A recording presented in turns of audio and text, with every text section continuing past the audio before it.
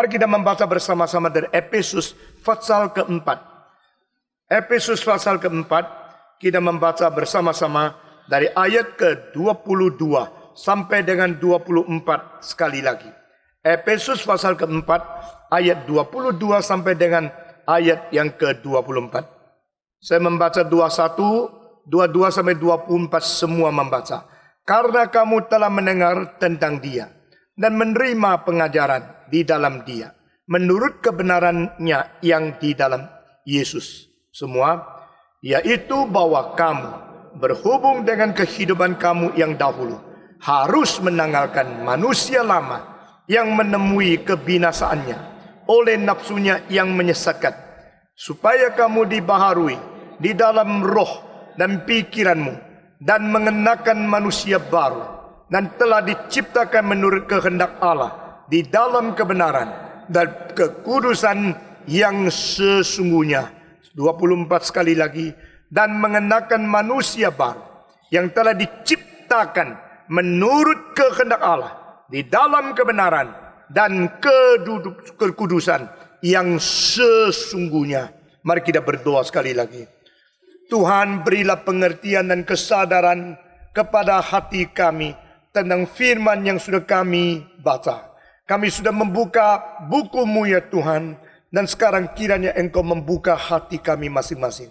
Dengar doa kami yang kami panjatkan dalam nama Yesus Kristus, penebus dan juru selamat kami yang hidup.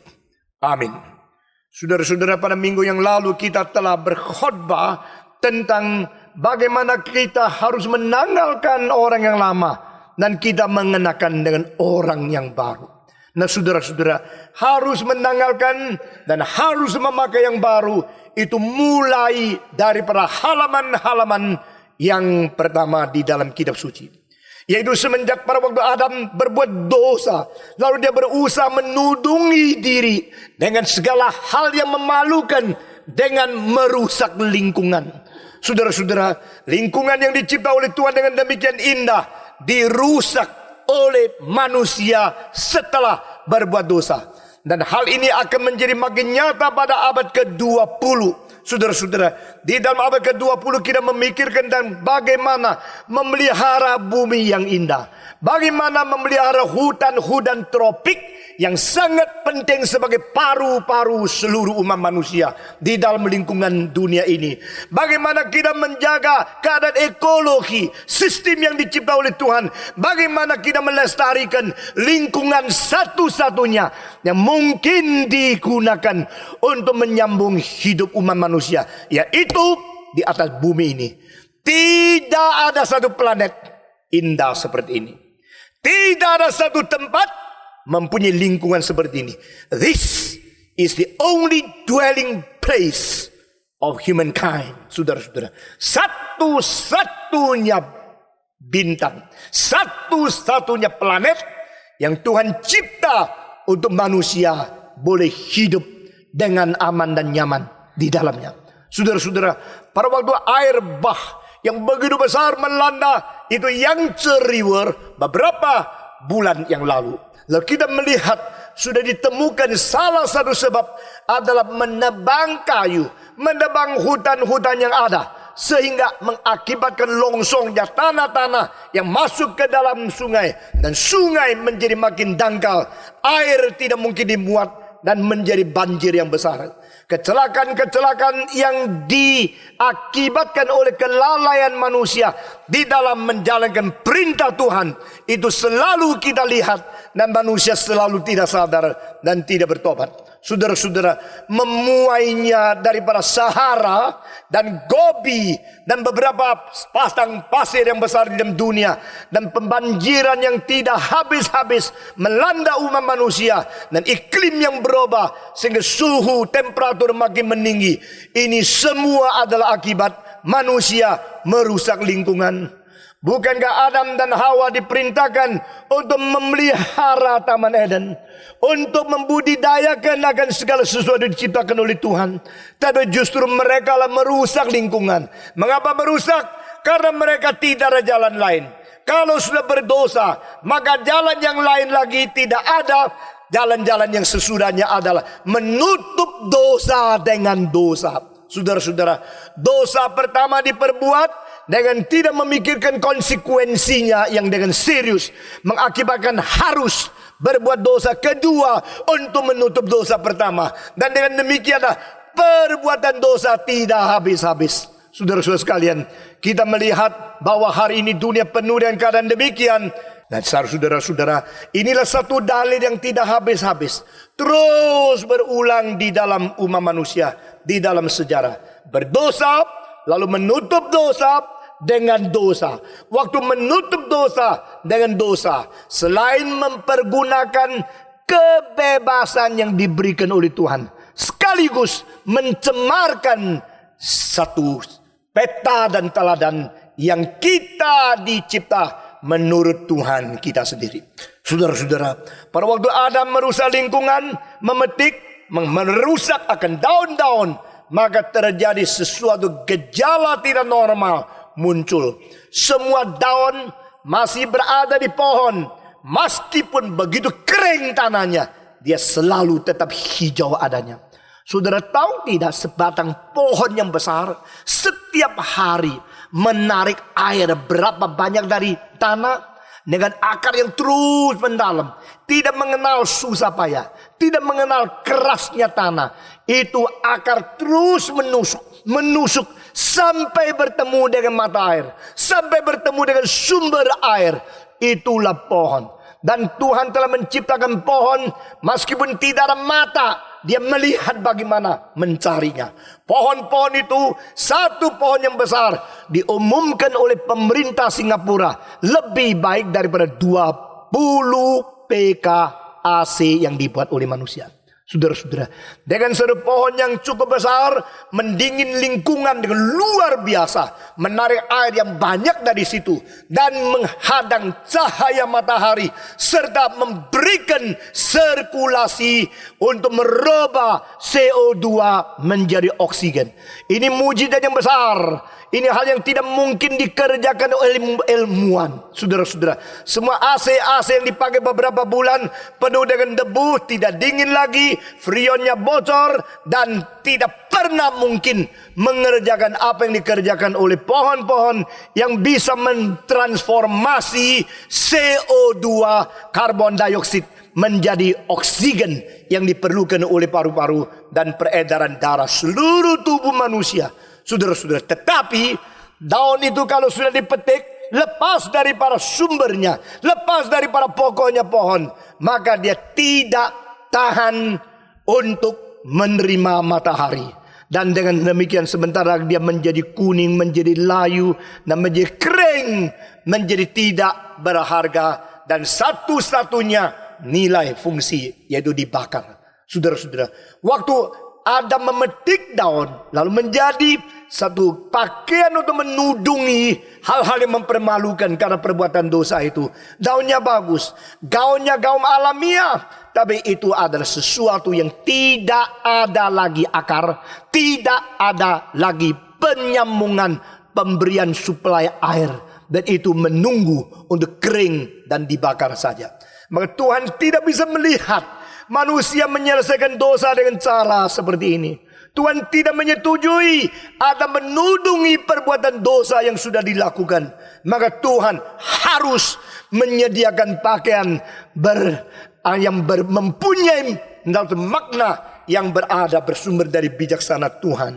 Itu sebab Adam memetik daun, Tuhan membunuh binatang. Saudara-saudara, pembunuhan binatang ini justru mengindikasikan perlunya kematian untuk menyelesaikan perbuatan dosa.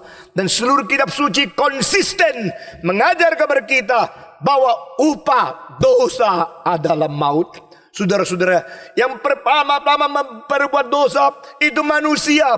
Tetapi yang pertama-tama mati itu adalah binatang yang melambangkan Kristus sebagai anak domba Allah yang tidak bercacat celah. Saudara-saudara, waktu Tuhan menyembelih binatang, binatang itu taat kepada dia dan menggenapi rencana kehendak Tuhan. Dia tidak lawan, dan tidak ada binatang yang melawan Tuhan kecuali makhluk manusia. Saudara-saudara, manusia melawan Tuhan dan Tuhan menyediakan keselamatan bagi manusia. Itulah kabar baik. Itulah Injil. Dan binatang yang mati mengalirkan darah melambangkan Kristus. Bagaimana berkorban bagi kita. Itulah yang dicatat dalam kitab suci. Itulah sesuatu ilham, sesuatu inspirasi, sesuatu indikasi, sesuatu simbol dari wahyu Tuhan berkata kepada kita, perbuatan dosa dari salah gunanya kebebasan yang kita diberikan oleh Tuhan. Tetapi penyelesaian dosa itu ada kehendak Allah yang mau menyelamatkan kita melalui pengorbanan yang ditetapkan oleh Allah sendiri. Saudara-saudara, kadang-kadang saya bisa memperkembangkan imajinasi saya dengan memikirkan yang lebih rumit, lebih dalam lagi. Maka mungkin itu domba yang disembelih adalah domba yang paling dekat dengan Adam. Mungkin itu semacam binatang yang paling disayangi oleh Adam di dalam padang, di dalam taman Eden itu. Tapi pada waktu dia harus memakai pakaian daripada binatang itu, dan dia masih ingat ini ada tanda-tanda, ini adalah tempat-tempat yang dia pernah pegang di atas tubuh binatang itu. Dia mengetahui tidak ada kemungkinan lagi dia memiliki binatang yang dia cintai. Saudara, bayangkan, karena perbuatanmu yang bersalah, maka di dalam rumahmu anjing yang kau paling senang harus dibunuh. Bagaimana perasaanmu? Saudara-saudara, maka Adam kehilangan sesuatu. Selain dia kehilangan hubungan dengan Tuhan Allah, dia kehilangan hubungan dengan binatang yang dia senangi. Dan dia sudah dipermalukan di hadapan makhluk yang dicipta lebih rendah dari dia. Karena seharusnya dia menguasai mereka. Sekarang mereka ini dipakai untuk menolong, untuk penyelesaian perbuatan dosa dia. Bukankah hal yang sama sekali terbalik? Seluruh alam semesta, relasi dan posisi terbalik hanya karena perbuatan dosa. Maka orang Kristen bukan hanya mengenal dosa dari perbuatan. Orang Kristen mengenal dosa dari salah guna kebebasan. Orang Kristen mengenal dosa dari memberontak perintah Allah. Orang Kristen mengenal dosa daripada hal yang tidak mungkin diselesaikan oleh kebebasan manusia. Karena itu jauh lebih tinggi derajat dan wilayahnya. Orang Kristen mengenal dosa daripada kerusakan lingkungan. Orang Kristen mengenal dosa daripada bagaimana kita merangsang kemarahan Tuhan. Orang Kristen juga mengenal dosa daripada putusnya relasi, posisi, hubungan alam semesta di dalam segala segi. Saudara-saudara, maka semua pelajaran ilmu hukum sekular di dalam dunia tak pernah mengerti arti dosa lebih dalam daripada kekristenan. Kitab suci bukankah ditulis dengan kalimat yang begitu sederhana, tapi mengandung makna yang luar biasa dalamnya. Sampai abad ke-20, di mana orang-orang modernisme menghina-hina Alkitab, yang akhirnya digugurkan oleh orang modernisme. Mereka yang menganggap diri orang yang paling terkemuka sendiri harus berada di bawah hukuman semua hukum-hukum firman Tuhan. Karena abad ke-20 akhir membuktikan apa yang terjadi akibat tindakan perbuatan dosa pertama masih berlangsung. Merusak lingkungan, merusak relasi, merusak hubungan dengan Tuhan, dan menimbulkan kemarahan dari Tuhan. Ini semua sudah secara prinsip diwahyukan di dalam kitab suci. Saudara-saudara sekalian, Tuhan suruh Adam tanggalkan pakaiannya dan pakai pakaian yang disediakan oleh Tuhan. Itu juga mengandung arti yang lebih dalam lagi. Kebudayaan tidak bisa menyelesaikan dosa manusia. Agama tidak bisa menyelesaikan dosa manusia. Tetapi keselamatan yang mengandung pengorbanan yang dari kehendak Allah itu sendiri satu-satunya jalan untuk menyelesaikan dosa manusia. Saudara-saudara, pakaian itu boleh mewakili atau secara simbol menyatakan ketidakmungkinan kebudayaan manusia. Saudara-saudara, di dunia ini tidak ada raja damai yang sejati. Di dunia ini tidak ada orang yang moralnya sempurna, yang sungguh-sungguh. Di dunia ini tidak ada satu oknum yang boleh menjadi pengharapan umat manusia. Saudara-saudara sekalian, inilah dunia. Dan di dalam dunia semacam demikianlah, saudara-saudara, kita melihat manusia terus menerus berulang lagi, tidak habis-habisnya selama beribu-ribu tahun mengharap melalui pendidikan, melalui kebudayaan, kita boleh menjadikan diri kita lebih beres, lebih hebat. Tapi saudara-saudara, bukankah pendidikan selain menjadikan orang lebih pintar, lebih intelek, juga menjadikan manusia lebih lihai di dalam perbuatan dosa? Saudara-saudara, kebudayaan tidak bisa menutup akan hal yang mempermalukan, tidak bisa menyelesaikan, tidak bisa menudung dosa yang diperbuat. Itu sebab Yesaya pasal 64, Nabi berteriak, "Ya Tuhan, segala kebenaran, kebajikan manusia yang kami miliki hanya seperti pakaian yang compang-camping saja." Maksudnya, karena kami tidak mungkin menudungi diri kami. Pakaian kami sudah rusak, sudah kotor, begitu najis, compang-camping, berarti pecah-pecah tidak karu-karuan. Sehingga akan menembus, akan terlihat hal yang kita tudung. Saudara-saudara, bisakah manusia berbuat dosa lalu menutupi dosanya secara sukses? Mungkin tidak. Tidak mungkin. Tidak mungkin. Yesus Kristus berkata, yang direncanakan rahasia di dalam rumah yang tertutup akan terbuka, dibongkar di atas atap. Berarti malaikat lihat, Tuhan lihat, orang lihat, semua lihat. Dan di atas atap itu antena radio siar ke seluruh dunia.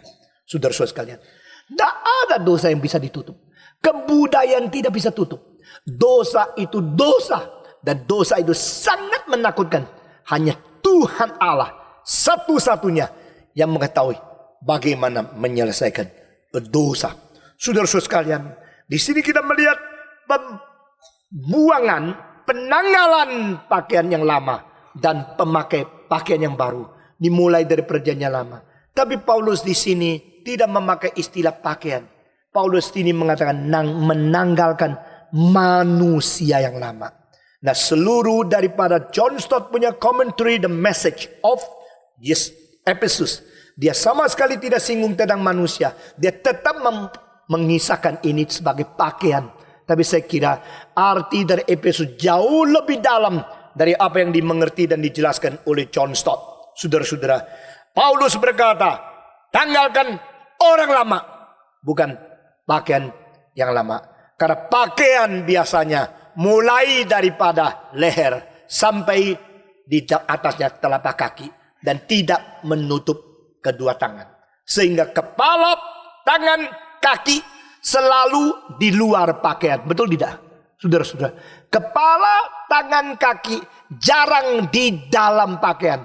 Kalau ada, itu selalu dipakai nama, yaitu topi, lalu sarung tangan atau kaos kaki. Tapi itu tidak disebut sebagai pakaian.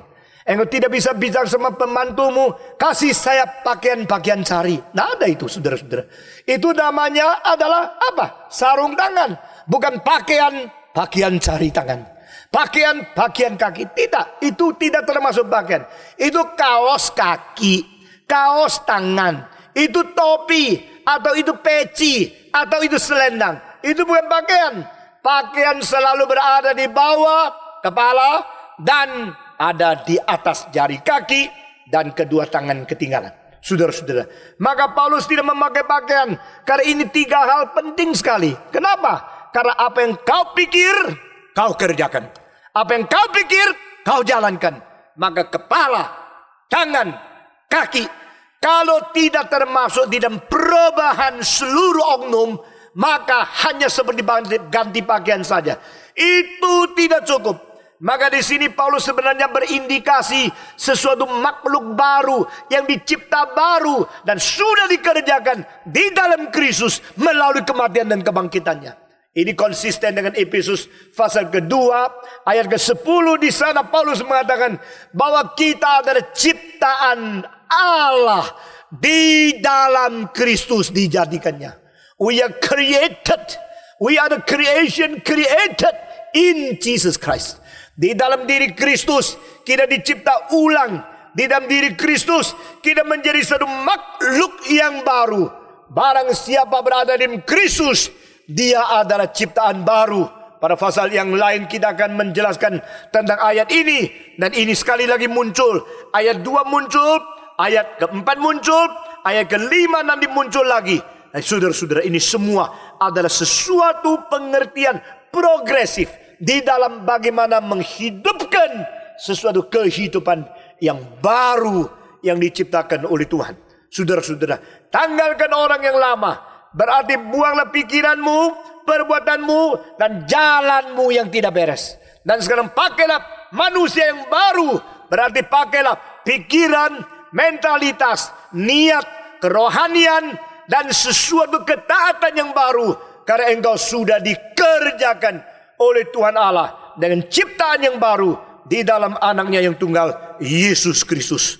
Saudara-saudara sekalian, Paulus berada di dalam ayat ini. Dia mengatakan, karena kita tidak lagi seperti mereka yang berada di dalam ciptaan yang lama, di dalam aslinya yang makin lama makin menjadi rusak karena hawa nafsu itu.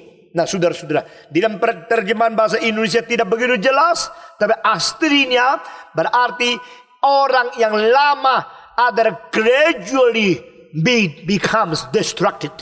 Sudah makin lama makin menjadi rusak dan akhirnya menjadi tidak berguna karena nafsu.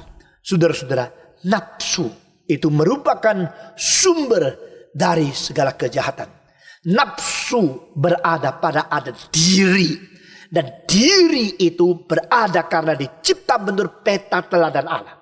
Allah itu mempunyai diri. Dirinya Allah adalah titik pusat alam semesta. Dirinya Allah adalah alfa segala ciptaan. Dirinya Allah adalah titik akhir daripada segala pergumulan rohani manusia.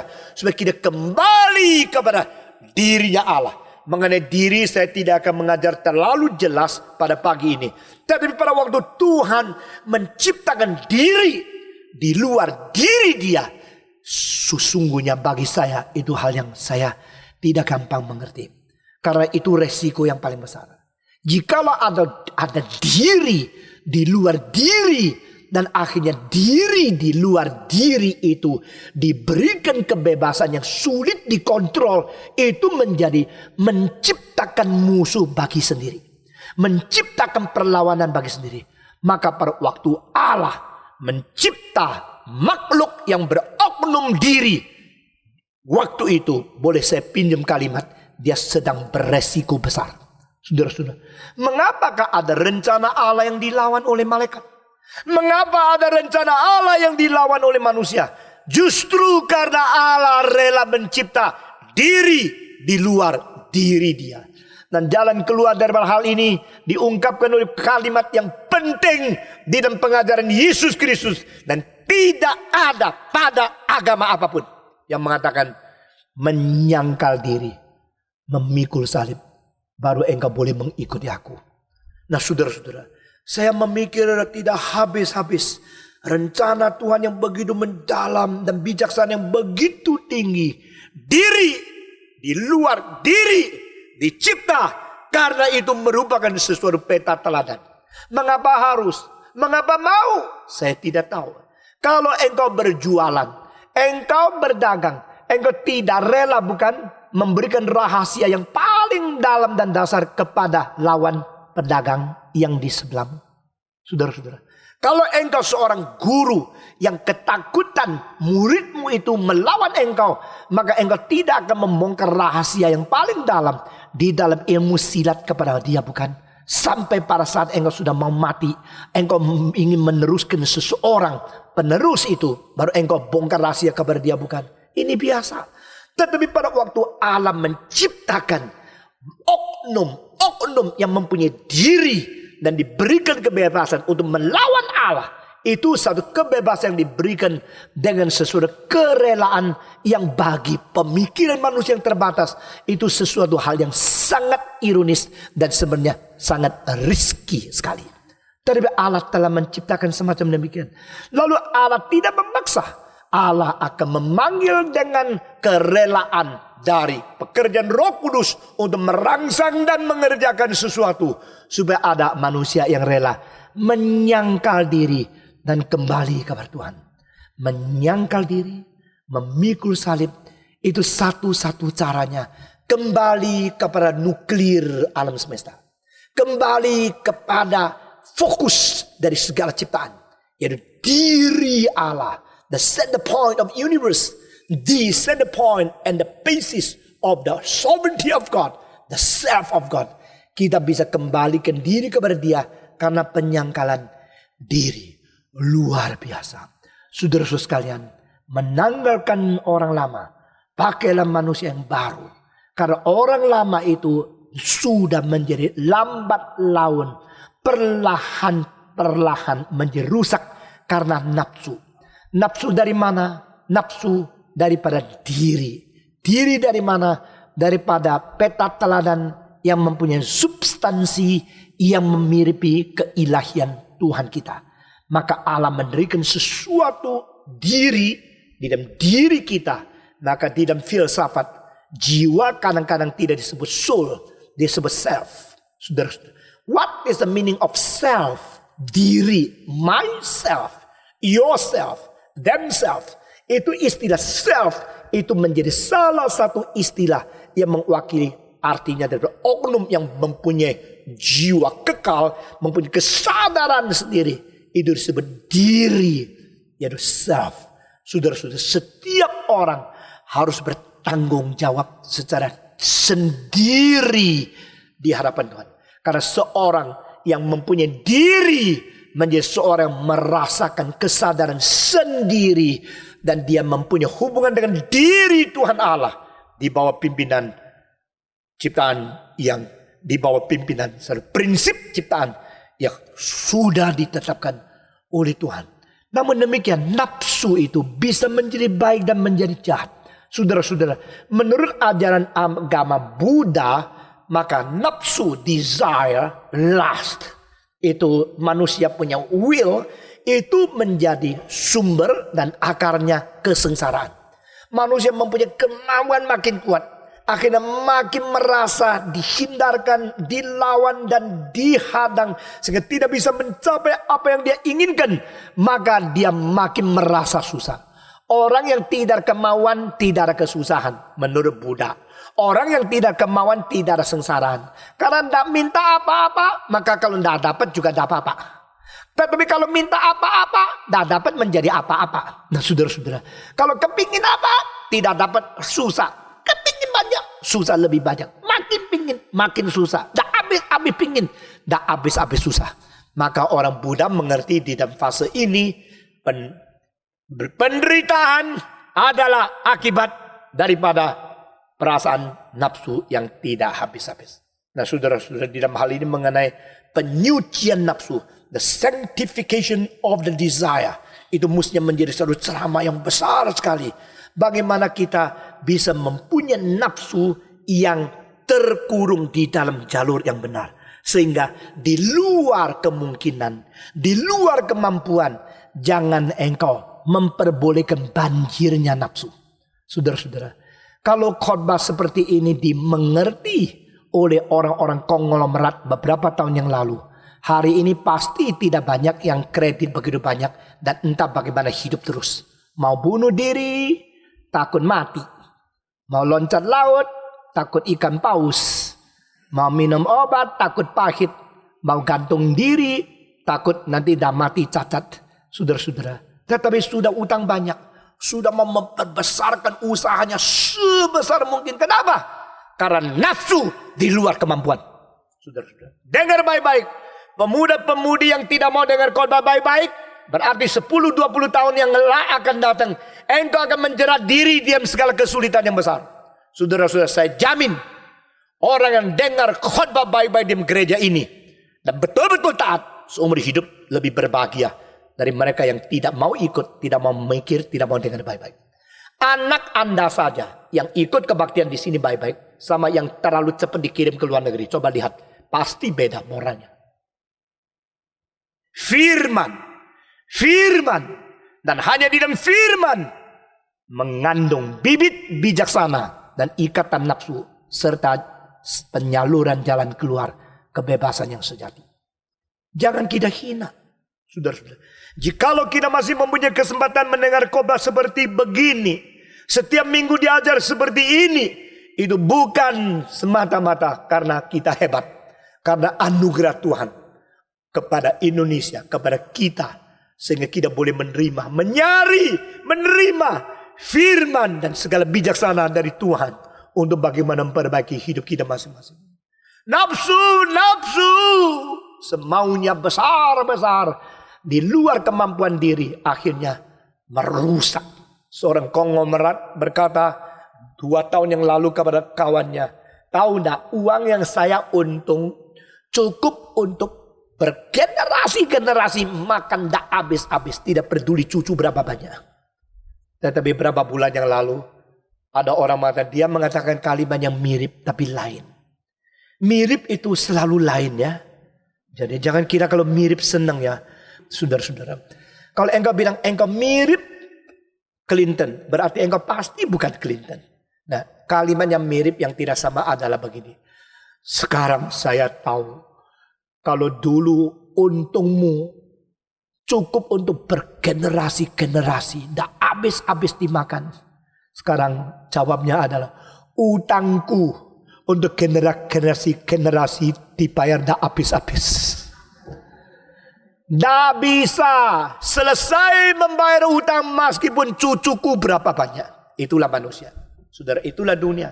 Lebih baik seperti Pak Yung, ya, Pak Hendra. Coba lihat mereka tidak utang banyak itu. Ya. Yang tidak pernah terlalu jaya, tidak pernah terlalu kaya, yang tidak pernah terlalu susah, yang tidak terlalu gemuk, yang terlalu susah, persis. Ya begitu saja. Saudara-saudara, ada orang bilang, aduh jadi pendeta goblok lu ya. Saudara, pendeta ada goblok, yang goblok mungkin kamu. Ya. Yang hina pendeta itu yang goblok. Barang siapa menjalankan firman Tuhan, betul-betul berada di pimpinan Tuhan. Nah, nafsunya dikendalikan.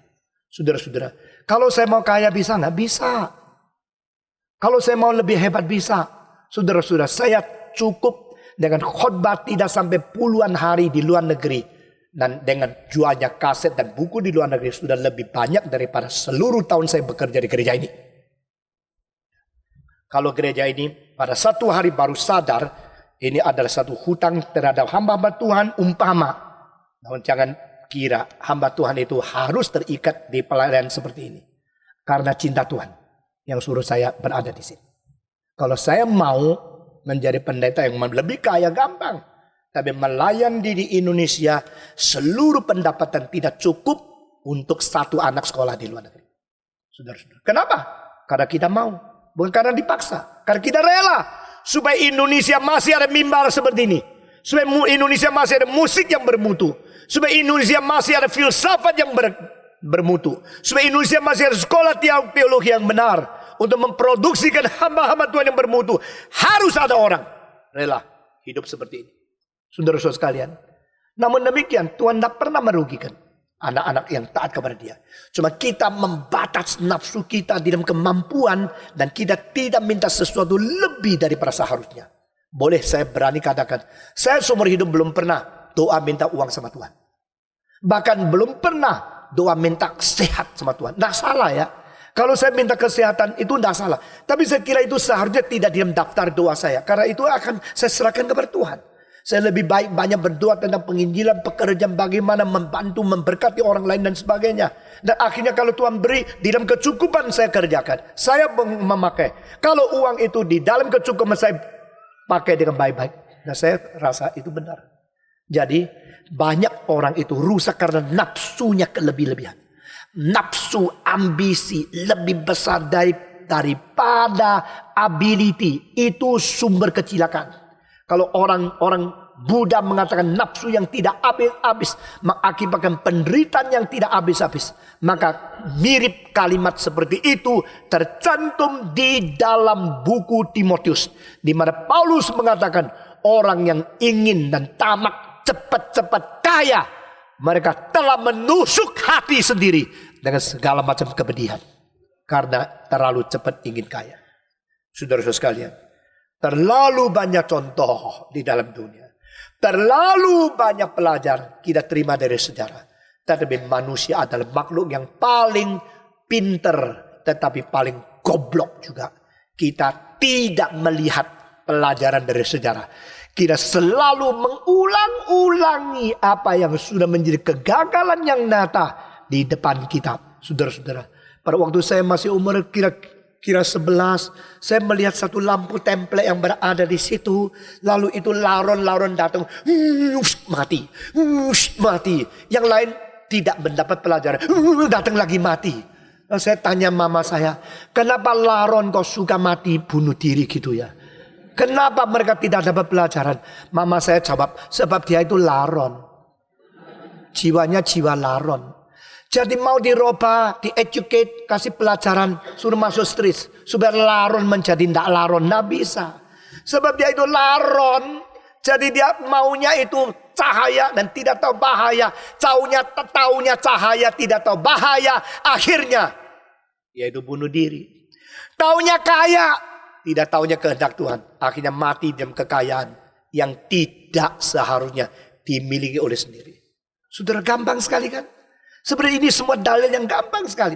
Saudara-saudara, lebih baik hidup sederhana, makan garam, daripada pinjam uang yang tidak beres-beres, mewah-mewah, akhirnya hancur berantakan. Paulus mengatakan, menanggalkan manusia yang lama, yang perlahan-perlahan menjadi rusak karena nafsu. Cuma itu satu kalimat. Karena nafsu seks. Tidak puas dengan istri sendiri. Mau pegang tangan orang lain. Menyungguni wanita yang lain. Naik tempat tidur perempuan yang lain. Mau apa? Saudara-saudara. Engkau harus baik-baik mengendalikan sepotong daging yang kecil di dalam tubuh. Kalau itu pun tidak bisa. Bagaimana engkau menjadi majelis. Menjadi hamba Tuhan. Menjadi orang Kristen. Menjadi saksi-saksi Tuhan. Hanya karena nafsu. Karena nafsu daging, nafsu uang, nafsu benda, nafsu segala kekayaan dunia yang di luar penjangkauan, di luar pemberian Tuhan. Semua yang diberikan oleh Tuhan di dalam batasan, itu tidak akan sembarang hilang. Dan semua yang diizinkan Tuhan hilang, tak usah takut. Itu karena Tuhan mengizinkan. Tetapi semua yang bukan diberikan oleh Tuhan, engkau mendapat segala sesuatu di luar kehendak Tuhan, sudah mendapatkan. Itu akhirnya menjadi jerat untuk mematikan anak cucu Anda sendiri. Semua kekayaan di luar berkat Tuhan itu menjadi rekor-rekor dosamu yang akibatnya merusak nama, reputasi, moral anak cucumu. Hancur, tak habis-habis. Saudara-saudara, setan tak pernah berdagang rugi. Semua 1, 2, 3. Tak percaya? Tidak percaya? 1, 2, 3. Setan tidak pernah berdagang rugi. Kalau dia memberikan kepada engkau lampu yang hebat, lalu mengambil lampu Aladin yang sudah tua, jangan kira, gua untung dapat lampu baru. Antik diganti dengan cantik, itu tidak benar. Saudara-saudara, saya baru ketemu dengan adik saya Joseph Tong. Dan dia bicara, tahu tidak Anda bahwa ada 2 pulau dipindah, dipilih, ditukar, akhirnya 1 untung 1 rugi. Saya tahu, saya sudah khotbahkan itu. Pulau apa dia bilang? Saya bilang Pulau Banda diganti dengan Pulau Manhattan. Sudah tahu arti saya? Pulau Banda itu di Indonesia, Manhattan itu ada di New York. Dulu Pulau Banda itu milik Inggris dan Manhattan milik Belanda. Maka kalau saudara ke New York masih ada istilah New Amsterdam. Karena Manhattan itu memang miliknya Belanda. Belanda menjajah tempat itu. Akhirnya orang Belanda mengatakan, buat apa di situ? Kalau Indonesia sudah begitu banyak punyanya Belanda, Banda, Pulau Banda itu loh. Itu yang banyak cengkehnya. Wah, orang Belanda kalau makan-makan dikasih sedikit cengkeh. Wah, tuh wanginya luar biasa. Mari kita ambil Banda saja. Sudah Manhattan tidak ada cengkeh, tidak ada pala, tidak ada itu spices. Sudah itu kasih orang Inggris saja. Ditukar, tanda tangan. Inggris senang sekali. Karena apa? Dapat barang-barang makanan enak. Karena apa? Nafsu bibir. Suka makan enak. Akhirnya ditukar. 300 tahun kemudian, 200 tahun kemudian, Banda tetap Banda. Kalau saya tidak ngomong, saudara tidak pernah tahu ada Pulau Banda sebagian. Tetapi Manhattan menjadi New York, kota terbesar, terramai, terpenting di seluruh dunia pada permulaan abad ke-19. Jadi pada waktu abad ke-9, abad 20 permulaan, sesudah New York berkembang, orang Belanda karo kepala yang tidak gatel. Nah, mereka mulai nyesel. Kenapa Pulau Banda? Pulau Banda akhirnya juga tidak dimiliki oleh Belanda. Sekarang Indonesia merdeka, merdeka. Belanda pergi. Pala masih di situ. Tidak ambil mereka. Dan Pulau Banda tidak penting. Tidak pernah menjadi pulau yang penting. Penukaran dagang rugi. Setan tidak pernah dagang rugi. Sekali lagi, 1, 2, 3. Lu kira lu sepintar dagang, sudah pengalaman 20 tahun saya berdagang. Setan sudah berdagang, tidak pernah rugi 6.000 tahun. Mana bisa lu menang sama dia, saudara-saudara. Satu kali lagi penjualan yang luar biasa lucunya. Joseph Tong bilang sama saya bilang, you tahu, harganya pun saya catat. Apa itu? Seluruh Alaska dijual 6,2 juta dolar. Saudara-saudara, oleh siapa? Oleh Rusia. Kepada siapa? Kepada Amerika. Alaska itu berapa besarnya? Seluruh Alaska itu kira-kira lebih besar 2 kali daripada seluruh negara Jepang.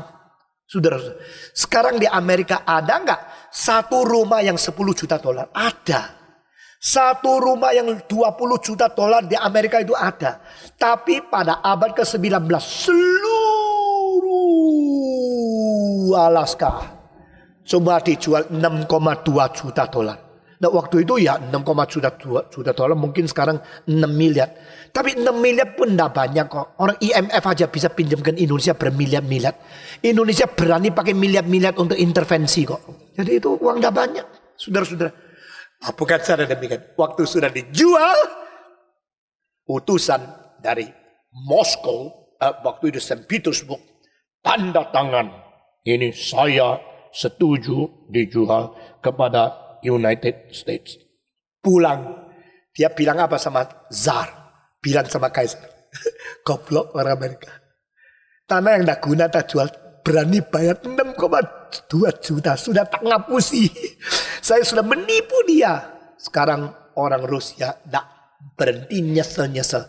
Karena Alaska itu di dalamnya mempunyai minyak gasolin mungkin 600 miliar dolar tidak habis-habis. Tapi waktu itu cuma karena mau uang sedikit. Saudara-saudara, begitu banyak orang karena tamak, karena cantik, karena menafsu, nafsu seks, nafsu uang, nafsu keinginan, nafsu. Akhirnya mengatakan, orang yang lama itu menjadi rusak pelan-pelan, bukan cepat-cepat. Kalau cepat-cepat itu bisa gelisah. Langsung cari dokter. Saudara-saudara. Tetapi pelan-pelan. Saudara Lincoln yang 2 tahun tidak kembali ke Indonesia. Dia rasa Pak Stephen Tong sekarang kok agak kurusan. Agak tua sedikit begitu ya. Nah, saudara-saudara. Tapi saya lihat sebenarnya sama kok. Sama 2 tahun yang lalu sama gantengnya. Sama mudanya. Karena apa? Karena kalau tua itu tidak boleh mendadak. Kalau mendadak yang tua itu sendiri kaget. Saudara-saudara. Maka mesti pelan-pelan supaya kamu membiasakan diri masih menyenangi diri. Betul tidak? Saben hari sisir-sisir, cuci muka. Aduh bagus loh. Besok tetap bagus loh. Coba jangan saben hari. Lihat. 1 tahun lihat 1 kali. Kaget setengah mati kamu sendiri. Saudara-saudara. Ini kok gelewer, ini kok kisut, saudara-saudara. Coba bukan 1 tahun 1 kali. 10 tahun 1 kali. Caranya apa? Yaitu bukan saben hari tidak sikat gigi, tidak cuci muka. Coba bandingkan dengan fotomu. Anak saya mencari satu foto saya.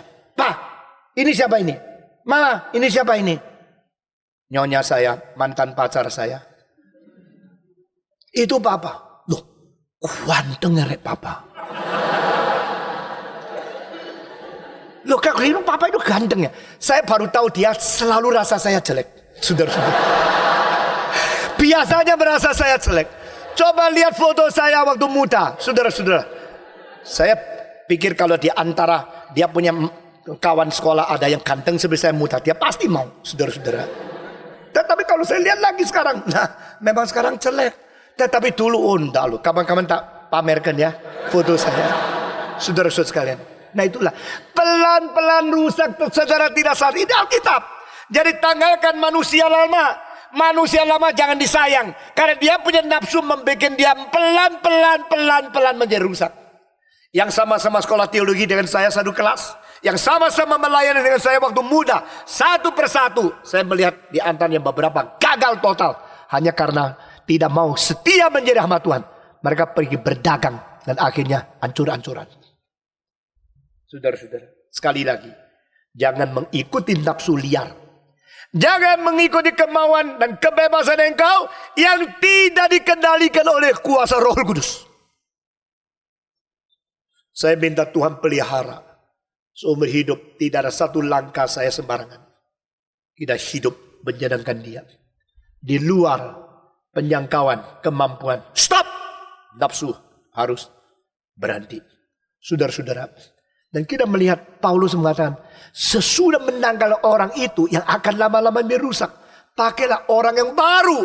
Dan manusia yang baru dicipta menurut peta teladan Allah. Nah saudara-saudara, ini satu-satunya ayat di dalam seluruh perjanjian baru yang menyahut ayat yang penting di dalam perjanjian lama. Bukankah di dalam Kejadian dikatakan dengan terus terang, jelas, Allah berkata, mari kita menciptakan manusia menurut peta dan teladan kitab. Pasal 1, pasal 5, dan beberapa ayat di Mazmur. Dan ada lagi muncul di dalam Ayub. Manusia dicipta menurut peta teladan. Saudara-saudara, peta Allah, peta Allah, peta Allah, peta Allah. Istilah teladan Allah agak jarang muncul. Kecuali di dalam pasal ke-5 ayat ke-4 di dalam Kejadian.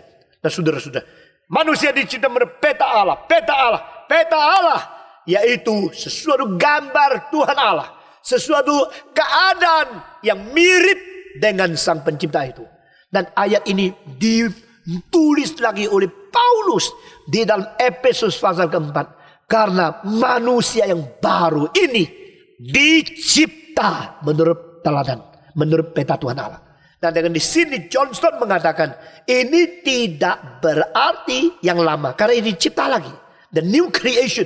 Dicipta baru lagi. Dan di dalam apa? Di dalam Yesus Kristus. Allah Bapa mencipta kita lagi. Membentuk lagi. Di dalam Yesus Kristus. Ini merupakan satu ciptaan. Pembentukan yang baru. Sehingga kita mempunyai sifat yang betul-betul mengerti apa artinya. Mirip dengan Tuhan Allah. Dan saudara-saudara perhatikan. Di dalam kitab suci. Ayat ini satu-satunya ayat. Yang mengandung arti yang paling penting mengenai apakah yang disebut sebagai peta dan teladan Allah. Saudara-saudara, peta dan teladan bagi saya membaginya menjadi dua. Peta sebagai potensi dan teladan itu bisa menjadi imitasi yang menuju kepada perfeksi. Saudara-saudara, the potential toward the possibility of going to be perfection. Itu adalah peta teladan. Sehingga peta itu potensi yang ada. Teladan melalui Kristus akan menjadi seperti Dia mulianya. Nah ini adalah satu pengertian dari saya. Nah di sini katakan kita dicipta menurut peta Allah, berarti potensi itu dilihat dari tiga sudut, saudara-saudara. Dan ini penting sekali karena reform theology memperkembangkan pengertian peta teladan Tuhan Allah justru melalui Efesus pasal 4 ayat ke-24 ini. Dan pengerti peta Allah di dalam teologinya Martin Luther sedikit berbeda dengan teologi dari Johannes Calvin. Kedua reformator yang besar ini. Martin Luther mengatakan pada waktu kita memikirkan dan merenungkan tentang apa itu peta Allah, sebenarnya tak mungkin dapat jawaban. Ditanya kenapa? Martin Luther mengatakan karena kita sedang memikirkan sesuatu yang sudah tidak ada. Maka makin kita pikir, makin kita akan menciptakan sesuatu yang berlainan dengan aslinya. Karena itu situ sudah tidak ada. Jadi kalau umpama ini ijazah yang ada cap daripada sekolah itu. Tapi pada waktu itu, hari itu kesusu, dia pakai cap yang bisa luntur. Akhirnya adalah capnya itu sekarang sudah luntur. Lalu engkau terus membayangkan tadi cap di sini ada sedikit tanda. Ini sampai sini batasnya. Dalamnya apa? Engkau sedang membayangkan sesuatu yang sudah tidak ada karena luntur sama sekali. Itu adalah apa yang dipikirkan oleh Martin Luther. Maka Martin Luther mengatakan pada waktu kita memikirkan, merenungkan tentang peta Allah, makin mendapat jawaban, makin berlainan daripada yang asli. Ini ada pikiran dia mengakibatkan peninggalan sesuatu peluang agnostisisme di dalam teologi tentang antropologi. Saudara-saudara. Tetapi reform teologi tidak demikian. Teologi reform mengatakan kita bukan harus percaya bahwa peta itu sudah hilang. Kita percaya peta itu masih ada, tetapi tidak berfungsi seperti apa yang harusnya. Saudara-saudara, kita harus percaya peta itu masih ada, dan peta itu tidak lagi berfungsi seperti sesungguhnya pada aslinya. Kalau dengan demikian peta itu apa? Kalau kita percaya masih ada, bukankah manusia sekarang sama yang asli sama? Tapi di sini ada satu istilah akhirnya diteguhkan di dalam Synode Dordrecht, the Synode of Dordrecht, mana total depravity, bahwa meskipun semua aspek secara potensi masih ada di situ, tetapi semua aspek sudah mendapatkan pencemaran dari dosa, mengakibatkan fungsinya sudah terbengkokkan. Saudara-saudara, manusia dicipta dengan fungsi seks, dan saya tanya, pelacur masih mempunyai fungsi seks? Punya. Dan pelacur mempunyai fungsi seks di luar jalur. Di luar prinsip, jalur, hukum yang ditetapkan oleh Tuhan. Meskipun masih ada fungsi seks. Dengan demikian kita mengerti tentang peta teladan Allah dari reform teologi di dalam ayat ini. Saudara-saudara, ada orang merasa doktrin tidak penting. Sebenarnya kalau tidak mengerti doktrin, saya tidak tahu engkau Kristen apa sih. Dan doktrin membuat kacau gereja. Saya mau tanya, kalau tidak ada pengertian doktrin, perdamaian gereja itu perdamaian apa sih? Gereja ini begitu mementingkan doktrin. Dan di dalam sekolah-sekolah street kita menekankan pengajaran secara sistematis. Supaya orang Kristen mempunyai pengertian yang betul-betul sah dan mendalam, akurat, setia kepada kitab suci. Saudara-saudara sekalian, manusia yang baru dicipta menurut peta dan teladan Allah. Nah di sini dikatakan 3 hal. Yang satu meliputi yang 2 dan 3. Ketiga dan 2 itu berdasarkan yang pertama. Yaitu keadilan dan kesucian yang sesungguhnya. Semua. Keadilan dan kesucian yang sesungguhnya. Atau saudara-saudara, kebenaran dan kesucian yang sejati. Atau keadilan dan kesucian yang benar-benar sejati. Yang sungguh-sungguh. Dengan demikian kita melihat 3 unsur ini membentuk akan 3 aspek daripada peta manusia menurut peta Allah di dalam tradisi reform teologi. Namun demikian saya sendiri masih tidak puas dengan tradisi reform teologi yang begitu agung. Saya melewati, melampaui, transcend kepada 3 aspek ini. Menuju kepada pengertian di dalam menganalisa seluruh sifat ilahi. Lalu baru kita menetapkan metodologi. Mengerti akan peta teladan. Nah secara dasar saya tidak rasa sudah sempurna. Dan itu sangat dasar dan sangat kurang. Karena di dalam buku yang dicetak dalam bahasa Mandarin 3 kali lebih tebal dari buku dan bahasa Indonesia yang sama temanya peta teladan Allah yang saya ceramahkan di Balai Sidang. Saudara-saudara sekalian, di situ kita melihat semua sifat ilahi pada hakikinya menjadi dasar peta teladan Allah yang melebihi daripada ayat ini. Maka buku itu secara tidak sadar saudara telah membaca sesuatu yang menerobos tradisi teologi reform, tapi semua berada di kerangka reform.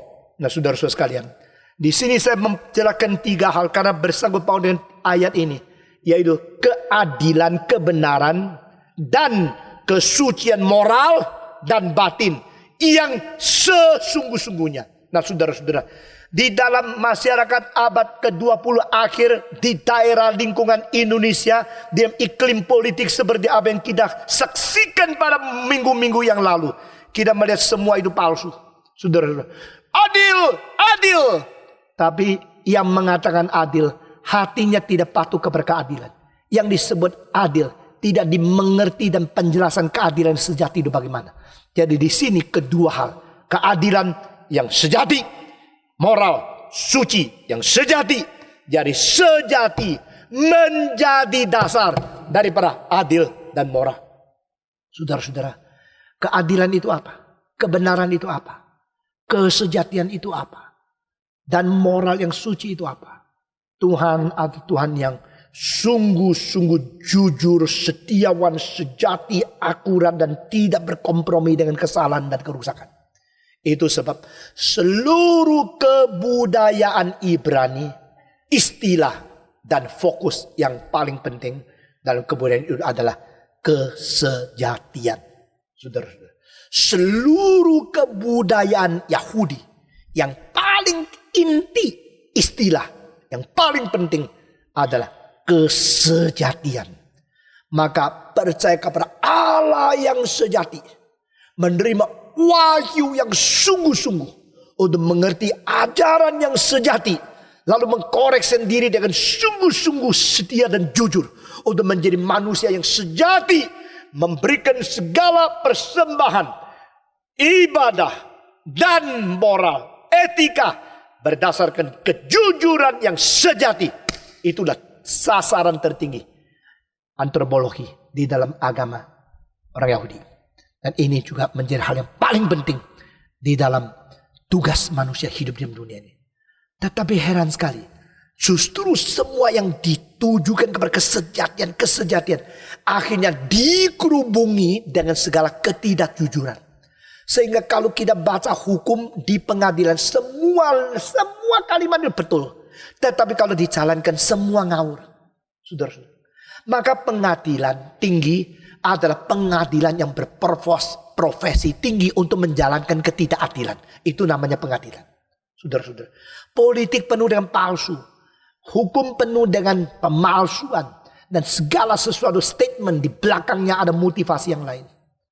Kadang-kadang saya sangat sadar satu kalimat yang sangat mempengaruhi saya oleh seorang pendeta yang pernah dianiaya oleh komunis pada tahun 50-an yang bernama Yang Shaotang.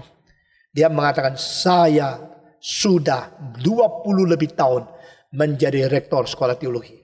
Saya paling suka membaca laporan murid saya. Dan juga saya harus mengakui, saya paling takut membaca laporan murid saya.